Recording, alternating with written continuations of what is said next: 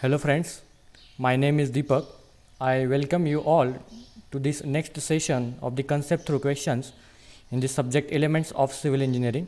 Okay, so in the last session we have solved some of the MCQs on cement and sand, and this is the continued second part. Okay, and in this module also we are going to discuss the MCQs on cement and sand. So one by one we will see. So the first here is we have to identify the correct pair over here. So here the constituent of cements are given, and here the contribution to property of cement is given. The first one is lime, then alkalis, then alumina, and the last one is iron oxide. So you have to choose the correct contribution by these constituents of the cement constituents to the final product, that is the cement. So we all know that lime imparts the strength, correct? Due to the lime there is imparting strength to the cement. Due to the alkalis, that causes efflorescence, correct? And staining means like patches, okay, color patches.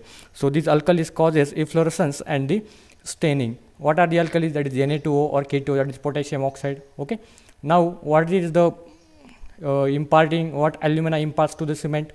So we know that is the alumina, the product, that is C3A, tricalcium aluminate, imparts the setting property, correct? Alumina, tricalcium alumina is the first to react with water, correct? And that's why the cement sets. So we can say that is called as a flash set.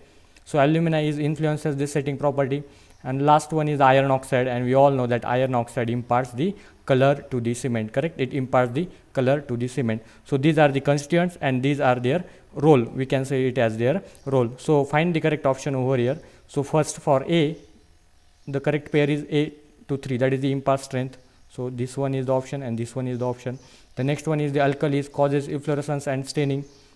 That means for B, 2 option is correct. So B option 2 is correct over here. Okay. So the next one is the alumina. So alumina influences setting property, that means C1, and the D4, that is iron oxide, imparts color. So we can say the correct option over here is option A, and these are nothing but the role that are performed by the cement constituents. Okay, cement constituents. Now I have here the table that we discussed in the last module also, that is the constituents and its use or the imparts. Similarly, lime strength we already discussed about that. Then alumina quick setting, correct? Then iron oxide color. Okay, iron oxide imparts color. And what was the next option? The alkalis, that causes the efflorescence. Okay, alkalis that causes the efflorescence. So this is about the first question. Now let's move to the next question. So read the question carefully. What is the question? The question is again compounds of cements are given and they are asking about the percentage.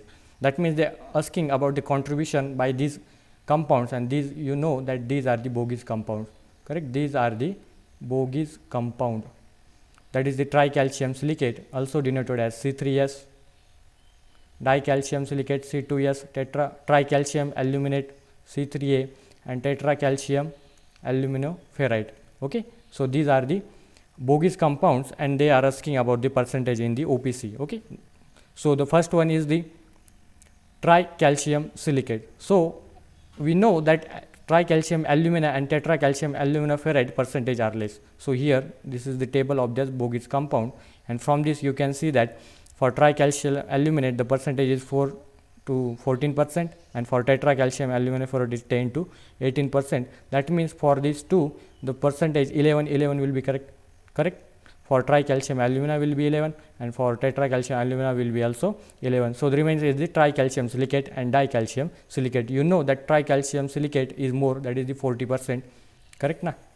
Tricalcium content is more, that is the 40%. If you see here the table, so you can see that the tricalcium silicate, that is the alite, percentage are between 45 to 65, and for dicalcium are 20 to 35. That means C3S percentage is generally greater than C2S percentage, and in special cases the C2S percentage is greater, or we can say equal to that of the C3S.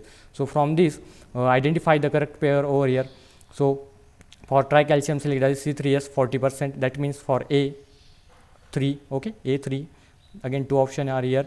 For B, that is dicalcium silicate, that is the option 4 is correct for that.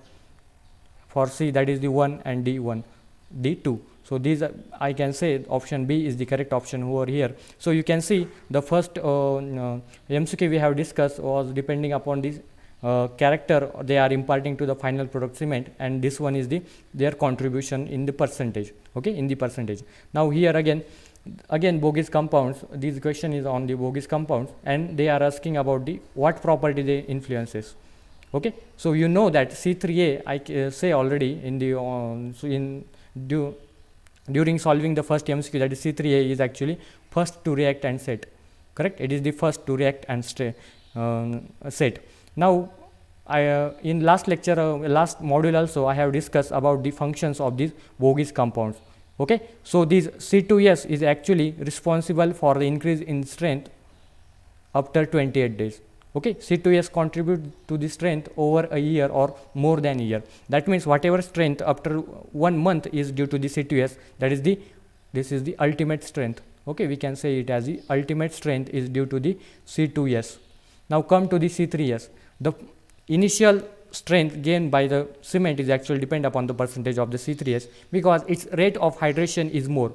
Okay, C3S rate of hydration is more as compared to the C2S. So we can say that it is responsible for the 28 days strength. Okay, it is actually hydration occurs between 1 week or 2 weeks initial or last up to the 1 month. So you can say that it is responsible for 28 days strength. And C4F is the it is a comparatively inactive compound. Okay, if you see the Bogi's compounds, this C4AF tetracalcium aluminopherrite is actually inactive compound. So from this you have to choose the correct option over here. So for A, the influencing property is responsible increase up to 20, that is A3. So A3, again 2 options. For B, that is C3. Yes, we know that it is responsible for 28 days strength. So option B is correct. So ultimately the option A is the correct option. Okay, it is the correct option. Now the next question here again, it is asking about these are the storage. There is storage equipment we can say it, and what you are going to store in that. So they are asking about that. So from this you have to choose the correct option over here. Okay, you have to choose the correct option over here. So here if you see, the rotary kiln is used for burning, correct? These in the rotary kiln the clinkers are made actually. Okay, in rotary kiln the clinkers are made actually. So check for D option, D3. So here is D3 and here is D3. Now again check this C option, that is the wash mill. So if you go from reverse manner, that is from MCQ to this point, if you don't know about that, so you can see that D3 is the correct option. Then comes to the wash mill. So wash mill is for reduce mix to the required fineness. Okay, so these two are the correct. Now remains for A and B option. So what is that A and B? So the bins are used for storing the dry powders. Okay, the bins are actually used for storing the dry powders, and silos are for the slurry. Okay, silos for slurry. So remember this relation. Yes.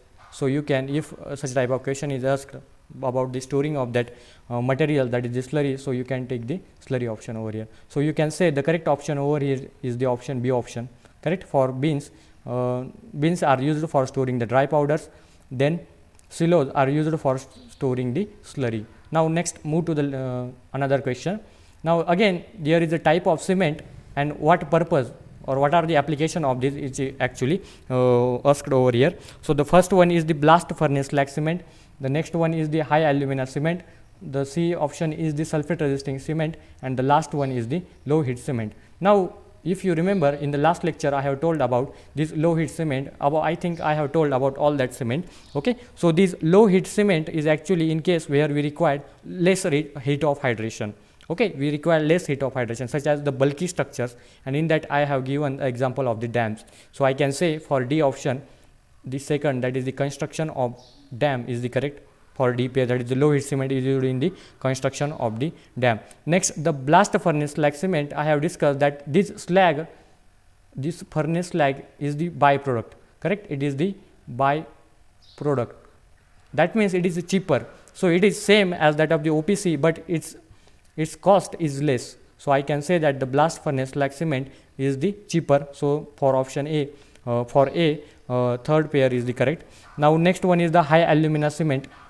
Okay, so in I think the last MCQ was upon depend upon the sulfate resisting cement. It was about sulfate resisting cement, and in that case I have told the characteristics of the sulfate resisting cement, that it is used in the cases where there is a chloride content.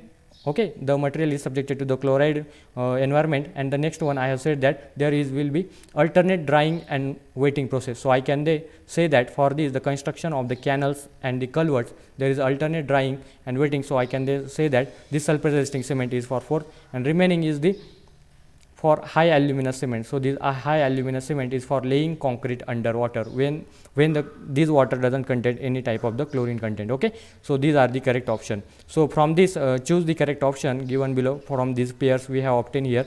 So here the correct option here is the option B. Correct, option B. Check whether it is true or not. So for A is 3 correct.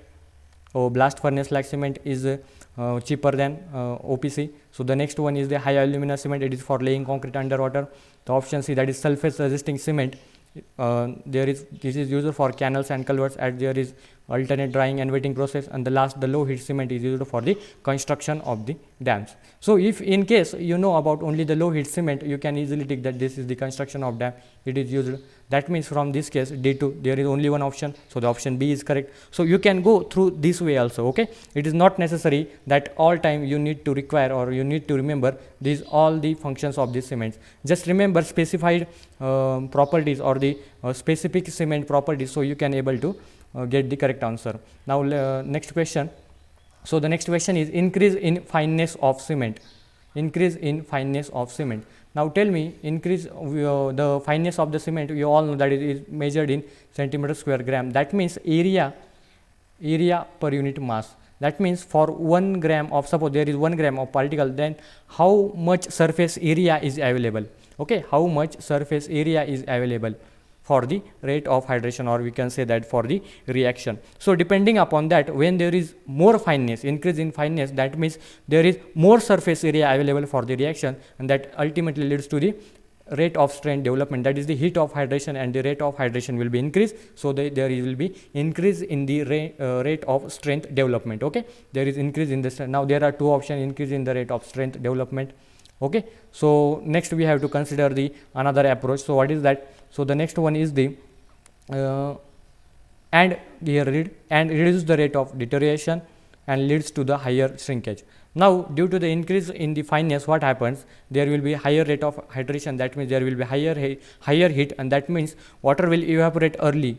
So it will ultimately leads to the higher shrinkage value. Okay, it will ultimately lead to the higher shrinkage value. So option D is the correct option for this MCQ. Now the next here is the assertions and reasons are given, and you have to choose the correct option, whether these both are true, and the correct explanation whether these are true or not. So one by one we read that. So first read the assertion. Pozzolana is added to cement, increase early strength. This first one. And the second one is it offers greater resistance to the attack of the aggressive water. This is the second. Now tell me, the pozzolana material we have discussed that it is such like siliceous materials such as the fly ash. So in that case the strength development or the rate of hydration or the heat of hydration is very low. Okay, the heat rate of hydration is low. That means this the first statement, that is this increase early strength, is the wrong, because the strength development in this pozzolana cement is at a slower rate as compared to the OPC. However, the ultimate strength remains same, but the early strength in this case is actually less. So the first is wrong. Now what left with us is the it offers greater resistance to the attack of aggressive water. Obviously it offers because it has greater weathering properties also. Okay, the permeability property again there is improvement in the permeability. That means it becomes more impervious. Okay, so we can say from this A is false. Correct, the A is false, that is there is no any increase early strength, and the reason is true. So option D is the correct option over here. Now next move to the next question, that is the read the question. For complete hydration of cement, the water cement ratio needed is. Okay, so for complete hydration of cement, the water cement ratio needed is. Now try to figure out the answer of these questions. I am going to explain.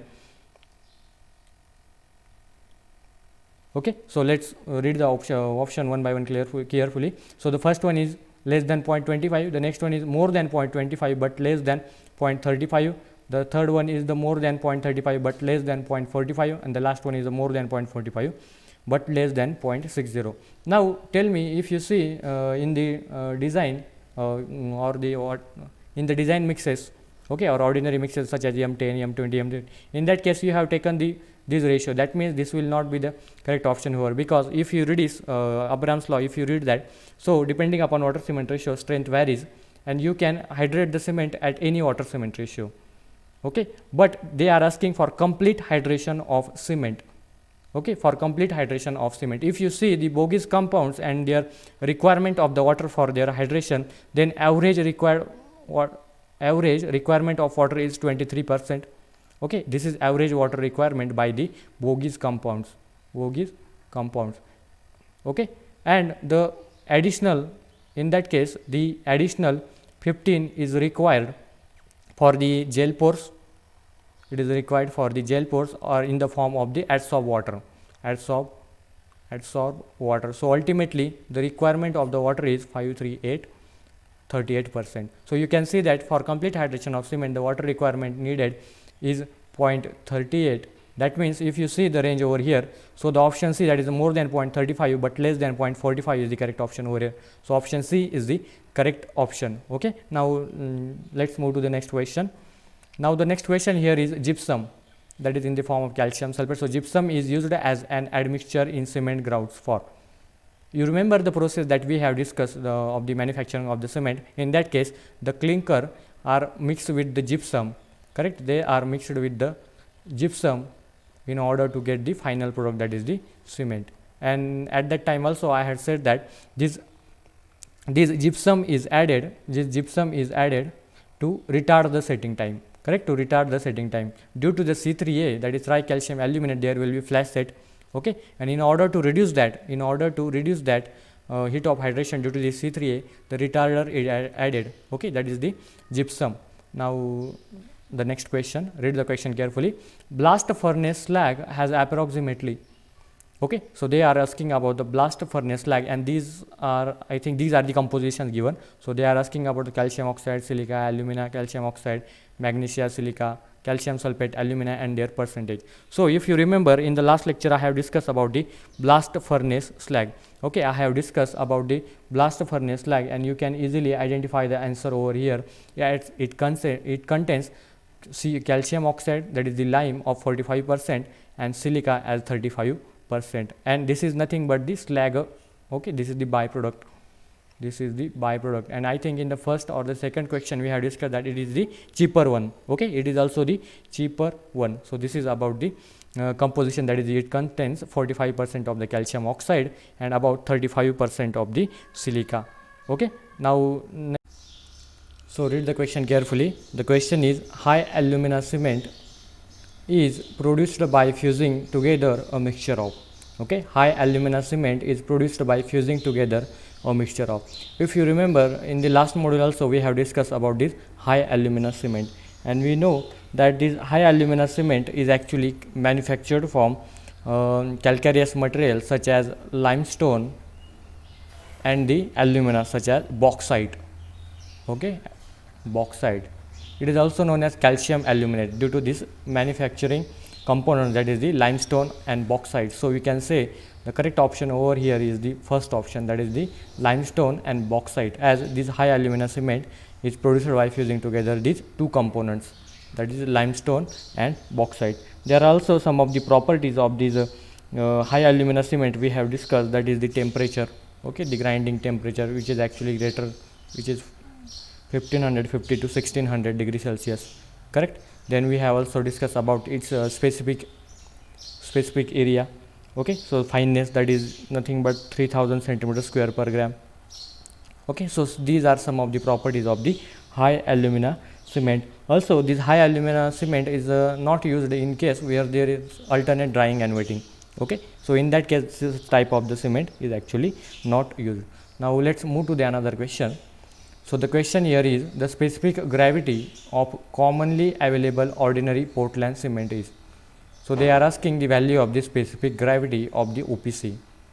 Now I think in this is theoretical question, you know that the answer to this is the 3.15, correct. The specific gravity of that ordinary Portland cement is 3.15. Now, but in calculation of these what we say, in estimation during finding the quantity of the cement, at that time we have used this 1.4 or 1.5 something specific gravity. Then why there is a difference that there are two specific gravities for the cement? Material is the same, then why this two specific gravity? The answer to this is this 3.15 doesn't consider any voids, okay, as there are particles, these are very fine, and between these two particles there is a space. So if you consider the complete volume, there must be number of voids. So if we do not consider the voids and only consider the cement particle, then in that case this specific gravity is 3.15. And in case actual cases, in, or we can say in the practice, we consider the specific gravity as 1.4 to 1.5, because here we consider the voids also. So you can say this is the absolute specific gravity. Okay, so the correct option here is option B, that is the 3.15. Now let's move to the another question. So read the question here. The question is, a quick setting cement has an initial setting time of about. Okay, so they are asking the initial setting time, that is the IST of a quick setting cement.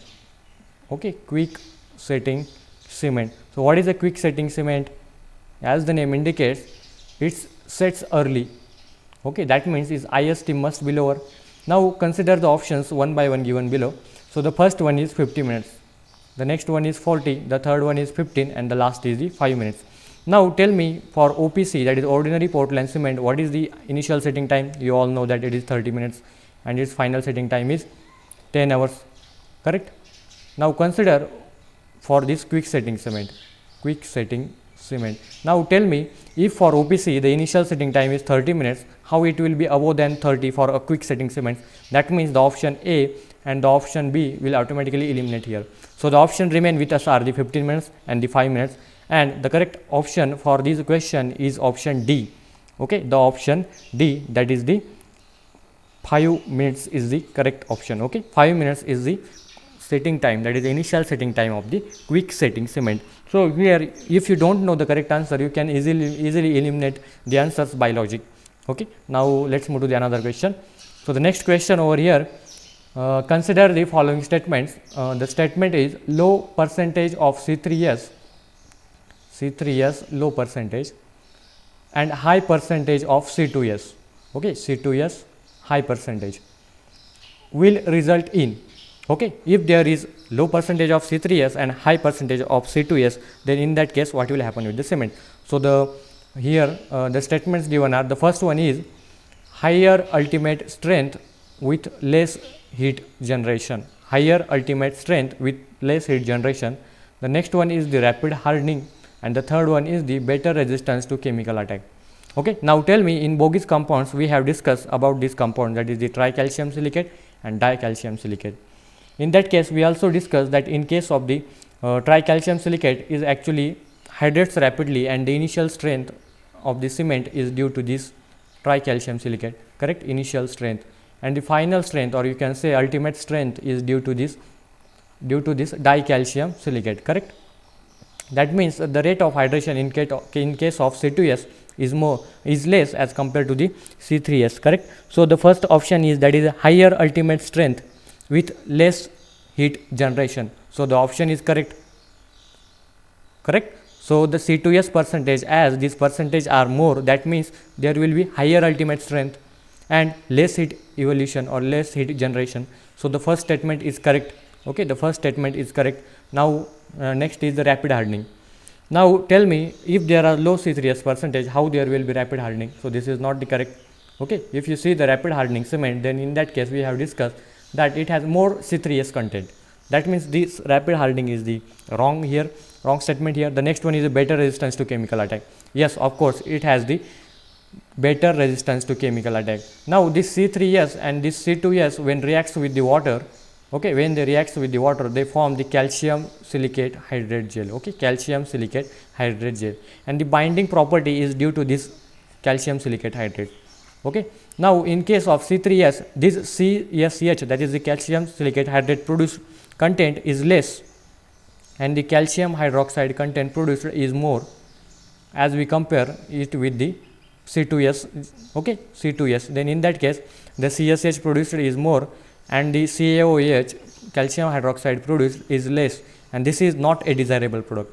Okay, this calcium hydroxide is not a desirable product, and the corresponding calcium silicate hydrate produced in case of the dicalcium silicate is more if we compare it to this tricalcium silicate. That means automatically these actually what happens, this calcium hydroxide actually dissolves in water and will live with the water or evaporate with the water, and there remains pores. Okay, there remains pores. However, this case not happen in case of the C2S. That means C2S gives more compact variation over there, so we can say it has the better resistance to the chemical attack. So from this, which of these statements are correct? So you can easily see here, first and third are correct, and the second statement, that is rapid hardening, is the wrong one. So the correct option here is option C, that is the 1 and 3. Okay, 1 and 3. Now let's move to the another question. Now the question here is, read the question carefully. In cement, generally the increase in strength during a period of 14 days to 28 days is primarily due to, okay, these are the bogus compounds given, and they are asking the initial strength is due to. Now tell me, this C3A and this C4A, okay, so this doesn't contribute any towards the strength. Okay, so the main strength imparting characteristics are two here. So option B and C are with us. Now we know that this C3S has higher rate of hydration as compared to the C2S. That means ultimately this C2S leads to the ultimate strength. Correct, it leads to the ultimate strength as its hydration rate is low, and C3S is for the initial setting, or initial strength, and this strength is up to the 28 days. Okay, starting from the 1 week to the up to the 28 days, the strength imparted is due to the C3S. So the correct option over here is the increase in strength during a period of 14 days to 28 days is primarily due to this tricalcium silicate. Tricalcium silicate, that is the halite. It is also known as halite, you know that. Now next move to the another question. So the question, read the question. Consider the following types of cement. Okay, Portland pulverized fly ash fuel ash cement, then high alumina cement, ordinary Portland cement, and rapid hardening cement. Now they are asking what is the question, read that carefully. So which one of the following is the correct sequence of the above cements in terms of their increasing rate of strength gain? So they are asking about their increasing rate of strength gain, and we have to arrange them in the correct sequence. So write down the properties and the setting period of this each type of the cement, and from that you can easily able to analyze the correct option over here. So again, read the cement. What are the cements given here? So the Portland cement, correct, then high alumina, ordinary Portland, and rapid hardening. Now tell me, in these cements, you know that this rapid hardening cement, it has the highest rate of strength gain, correct. That means the 1 day strength of this rapid hardening cement is almost equal to the 3 day strength of the ordinary Portland cement. That means the last, we have to arrange them in the increasing order in the strength gain. That means the fourth one is at the top. Okay, if you started from the bottom, then fourth one is at the top. Then below that, the strength gain, rate of strength gain is for ordinary Portland cement. Okay, for ordinary Portland cement, because this high alumina cement and this Portland pulverized fly ash cement, the strength development is very low. Okay, the rate in these two cases is very low. And if you see the high alumina cement, its initial setting time is up to 3.3 to 3.5 hours. So we can say that and this strength development is also low. So as compared to, if we compare to this for Portland pulverized fly ash cement, then in that case this has the more rate of strength gain as compared to the high alumina cement. So the correct sequence over here is 4 3 1 2. Okay, 4 3 1 2. So the option C here gives the correct sequence in the increasing order of the strength gain. Now next question. So the ultimate strength of cement is influenced by which one of the following? We have discussed a number of times about these bogus compounds, and almost the questions are asked on the same point, that is the these bogus compounds and their characteristics. So they are asking the ultimate strength of cement is influenced by which one of the following? We know that the strength already discussed in the, I think, the second last problem, that is the C3S and the C2S. Okay, and the ultimate strength is due to the C2S. They are asking ultimate strength of cement is influenced by, obvious, the answer is dicalcium silicate. Okay, dicalcium silicate is the, that is the option B is the correct answer here. Now let's move to the another question. They are asking what is the requirement of water expressed as percentage of cement weight by weight for the completion of a chemical reaction in the process of hydration of the OPC. So, they are asking about the requirement of the water for hydration of the OPC, okay, for completion of chemical reaction.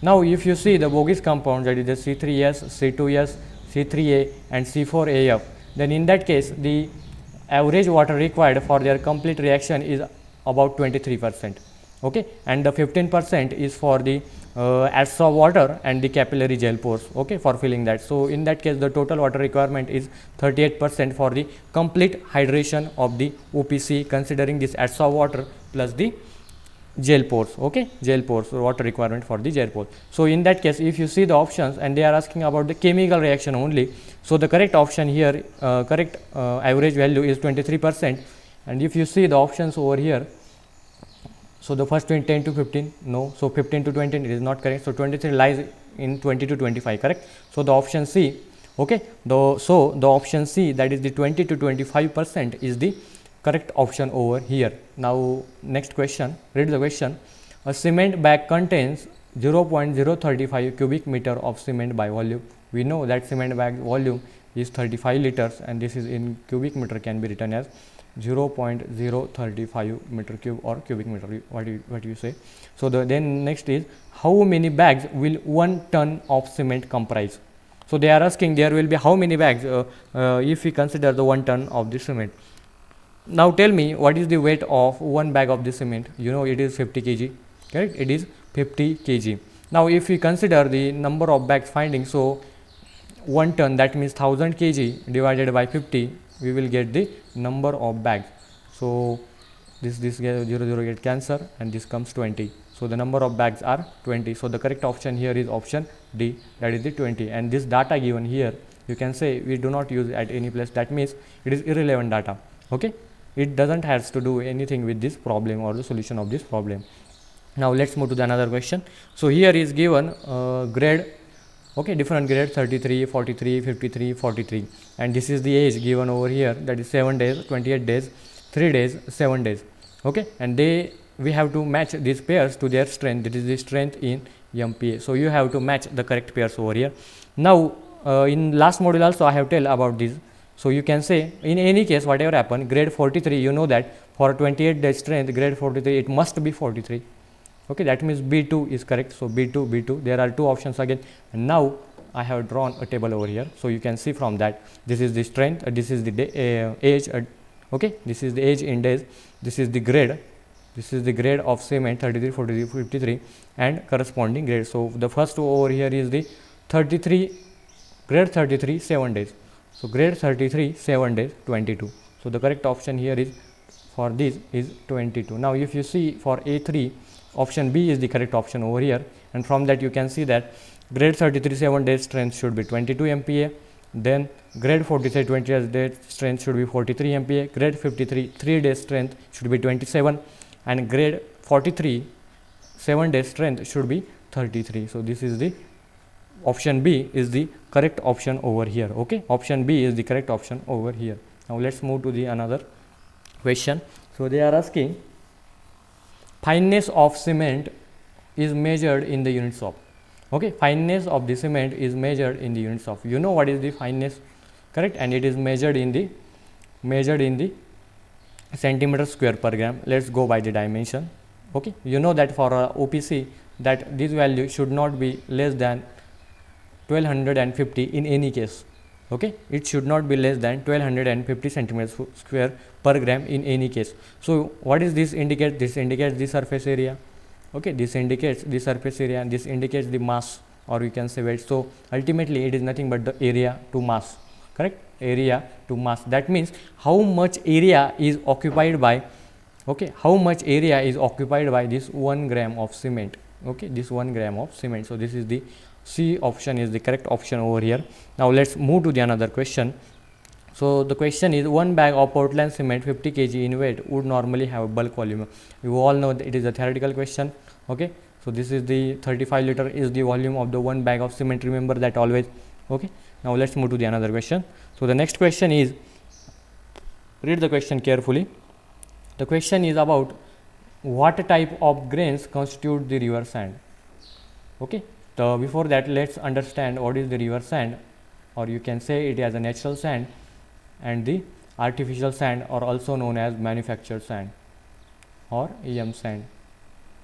Okay, so one by one we will differentiate that point. So in river sand, actually this river sand, you know, that is obtained from the river bed, correct? It is obtained from the river bed, and this artificial sand is obtained from grinding or crushing. It is obtained from crushing the hard rocks. Okay, it is obtained from crushing the hard rocks. You know what are the hard rocks, such are granite. Okay, granite, then basalt. From that rocks, these by crushing these rocks, actually this artificial sand is obtained. Now again, the river sand, due to the continuous flow and remains in the suspension of the water, alteration, abrasion, the particles generated or the particles created in this case is mostly rounded. If you see the river bed at the river bank, the sand available there is mostly rounded shapes. Okay, rounded shape. And in case the artificial sand, these are conical, or you can say as angular and sharp. Okay, angular and sharp. Again, one of the difference is the cost. This artificial sand is actually economical if you compare it with this natural sand. Okay, so now our question is, what type of grains constitute the river sand? We have discussed that the mostly rounded particles are there in the river. So the option is angular, wrong, flaky, wrong, irregular, wrong. So the rounded option is the D, and so the D option is the correct option for this question. Now the next question here is, how is EM sand produced? Okay, how is EM? EM for manufactured or artificial sand, you can say manufactured sand. Okay, so how is EM sand produced? It is not obtained from crushing, from bricks, not from quarrying, reusing the debris of demolished building. No. So the crushing granite stone is the correct option over here, as we discussed in the last question also. That is, it is obtained from the hard rocks such as the granite and the basalt rocks. Okay, so the option D is the correct option over here. Now the next question here is ABC. These are the curve. This is A, this is B, and this is C. In the figure given below in order R. Okay, so this is the graph obtained where this is the percentage volume increase, and here is the percentage moisture increase. Now if you see the particle distribution, suppose this is the coarse, medium, and the small particles, and if you compare the fineness, or you can say that surface area for these three particles, then in that case this area is actually more for these small particles. Okay, if you consider the fine grain particles or small grain particles, then in that case the more is the surface area. Okay, there are number of particles, so the surface area is more in this case. And if you consider the coarse particles, then in that case the surface area, okay, the surface area per gram, or you can say the size, depending on the size, is less as compared to this small particles. So in this case what happens, you know what is the bulking of sand. Okay, so in bulking I have discussed that. So in bulking of sand, what happens, the surface film of the water around these particles occurs.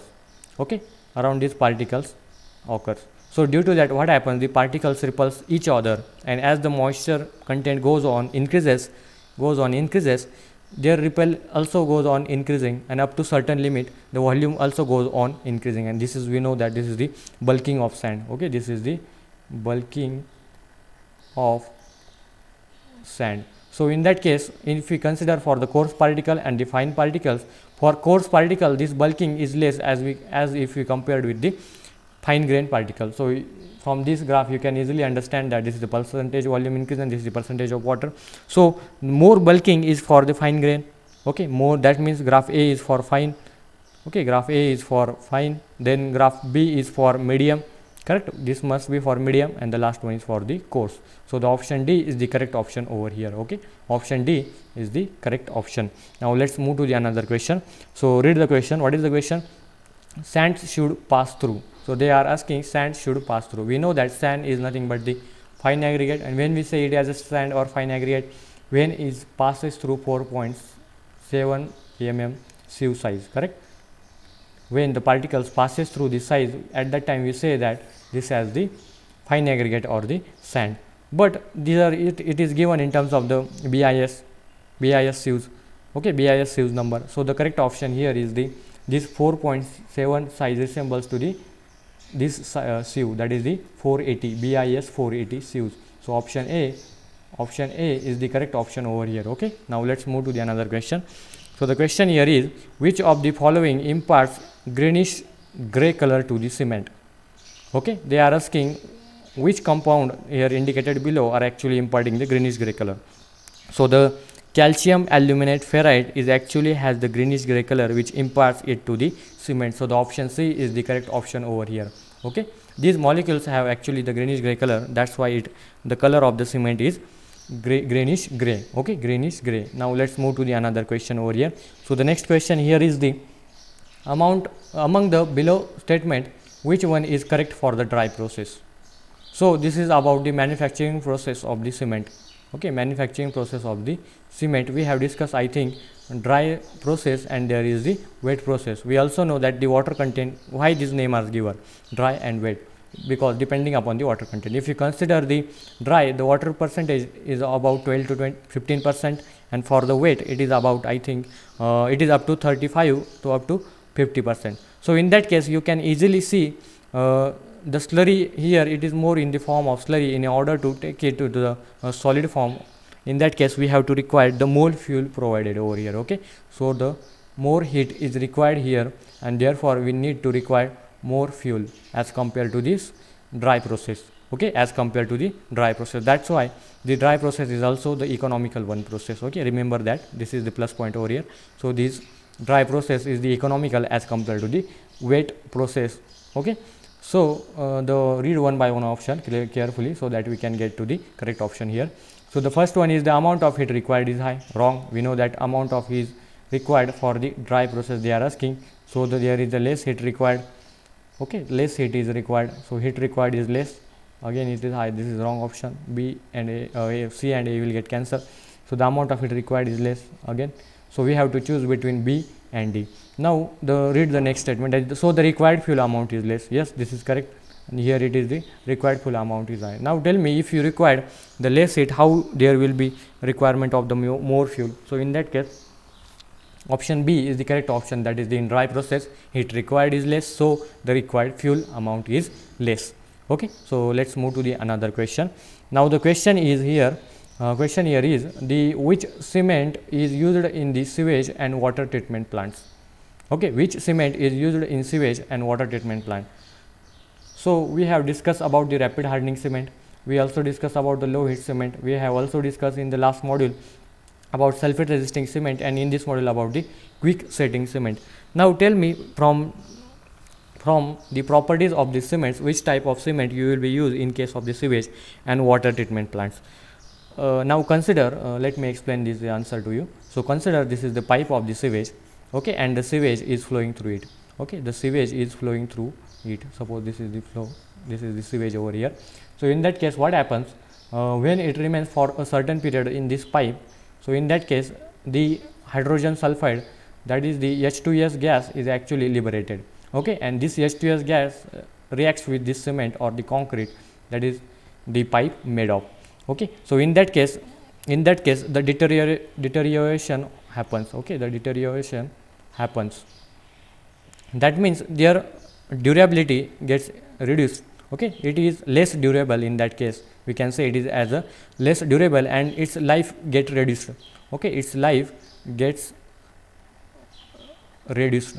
Okay, so in that case what happens, this hydrogen sulfide reacts with the cement and the concrete and it will ultimately leads to the failure. Okay, the durability of the structure goes on increasing. So in that case we uses the sulfate resisting cement. Okay, in that case we uses the sulfate resisting cement. Okay, so the option C over here is the correct option. That is, the sulfate resisting cement we uses when the for the sewage and the water treatment plants. Okay, water treatment plant, this sulfate resisting cement has resistance to the sulfate attack. Okay, it has resistance to sulfate attack. It has resistance to sulfate attack.